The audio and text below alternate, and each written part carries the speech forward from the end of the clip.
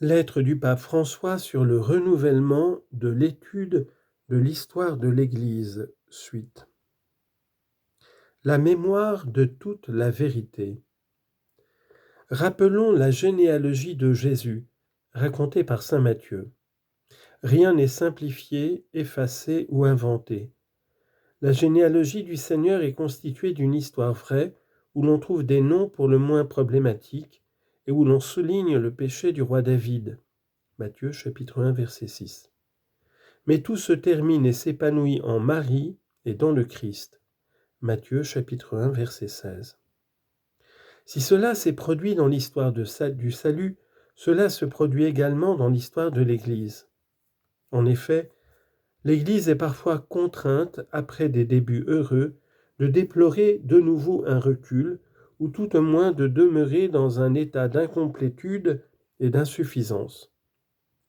Et elle sait fort bien que, au cours de sa longue histoire, parmi ses membres, clercs et laïcs, il n'en manque pas qui se sont montrés infidèles à l'Esprit de Dieu. De nos jours aussi, l'Église n'ignore pas quelle distance sépare le message qu'elle révèle et la faiblesse humaine de ceux auxquels cet évangile est confié. Quel que soit le jugement de l'histoire sur ces défaillances, nous devons en être conscients et les combattre avec vigueur, afin qu'elles ne nuisent pas à la diffusion de l'Évangile. Pour développer ses rapports avec le monde, l'Église sait également combien elle doit continuellement apprendre de l'expérience des siècles. Une étude sincère et courageuse de l'histoire aide l'Église à mieux comprendre ses relations avec les différents peuples, et cet effort doit contribuer à expliquer et à interpréter les moments les plus difficiles et les plus confus de ces peuples. Nous ne devons pas inviter à l'oubli. En effet, nous ne pouvons pas permettre que les générations présentes et nouvelles perdent la mémoire de ce qui est arrivé, cette mémoire qui est garantie et encouragement pour construire un avenir plus juste et plus fraternel. C'est pourquoi j'insiste sur le fait que la Shoah ne doit pas être oubliée. Alors, je me permets de dire, ne parlons pas que de la Shoah des Juifs. N'oublions pas les nombreux massacres qu'il y a eu, le génocide des Tutsis, si récent, le génocide de tous ces peuples de Namibie par les Allemands, pour lequel il n'y a quasiment aucune reconnaissance et strictement aucune réparation. Je me permets de faire cette remarque adjacente. Je reprends la lecture. On ne doit pas oublier les bombardements atomiques d'Hiroshima et de Nagasaki. Je fais une remarque, et que dire de ces bombardements tellement plus intenses qui se produisent à Gaza, plus que partout. J'arrête là. Je continue. On ne doit pas non plus oublier les persécutions, le trafic d'esclaves et les massacres ethniques qui se sont produits et qui se produisent dans plusieurs pays, ainsi que tous les autres faits historiques qui nous font honte d'être des hommes. Nous devons toujours nous en souvenir sans relâche, inlassablement, sans nous laisser anesthésier. Il est facile aujourd'hui de céder à la tentation de tourner la page en disant que beaucoup de temps est passé et qu'il faut regarder en avant. Non, pour l'amour de Dieu. On ne progresse jamais sans mémoire, on n'évolue pas sans une mémoire complète et lumineuse.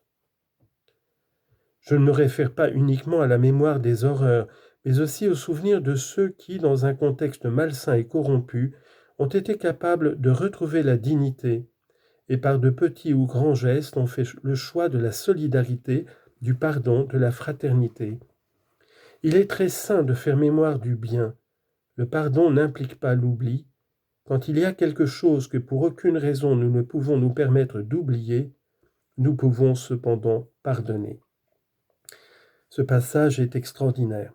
Alors, juste par rapport à ce qui a été dit précédemment, je voudrais faire cette petite remarque de l'ignorance hallucinante dans laquelle nous sommes de l'histoire du judaïsme, de l'histoire de la doctrine judaïque, de la loi juive, de sa praxis, 2000 ans d'ignorance absolue. C'est pour ça que j'ai mis sur cette chaîne cet ouvrage extraordinaire, extrêmement rigoureux de Israël Shahak, de cet de cet universitaire israélien qui nous aide à comprendre de l'intérieur profondément, en vérité, le judaïsme, l'idéologie juive telle qu'elle s'applique en Israël, à travers le Proche-Orient et à travers le monde entier. Fin de remarque de frère Ismaël. Avec la mémoire, la recherche de la vérité historique est nécessaire pour que l'Église puisse initier et aider à initier dans la société des chemins sincères et efficaces de réconciliation et de paix sociale. Ceux qui se sont durement affrontés doivent dialoguer à partir de la vérité claire et nue. Ils ont besoin d'apprendre à cultiver la mémoire pénitentielle, capable d'assumer le passé pour libérer l'avenir de ses insatisfactions, confusions et projections. Ce n'est qu'à partir de la vérité historique des faits qu'ils pourront faire l'effort persévérant et prolongé de se comprendre mutuellement et de tenter une nouvelle synthèse pour le bien de tous. Alors je fais encore une petite remarque et je remercie ces intellectuels juifs et israéliens, Norman Finkelstein, pour l'énorme travail qu'il a fait sur la compréhension de cet État d'Israël. Je remercie Ilan Pape, ce grand universitaire israélien qui a étudié les archives et qui nous dit qu'est-ce qui s'est passé en 1947-1948, puisque on nous a complètement enfumés par un mythe.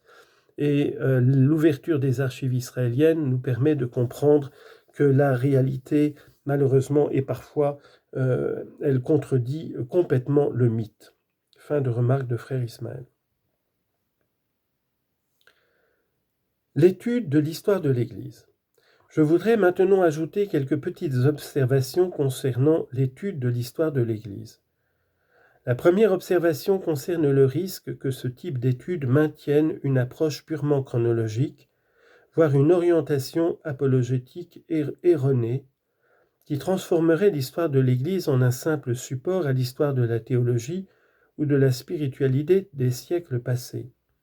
Ce serait une manière d'étudier et par conséquent d'enseigner l'histoire de l'Église qui ne favoriserait pas cette sensibilité à la dimension historique que j'ai mentionnée au début.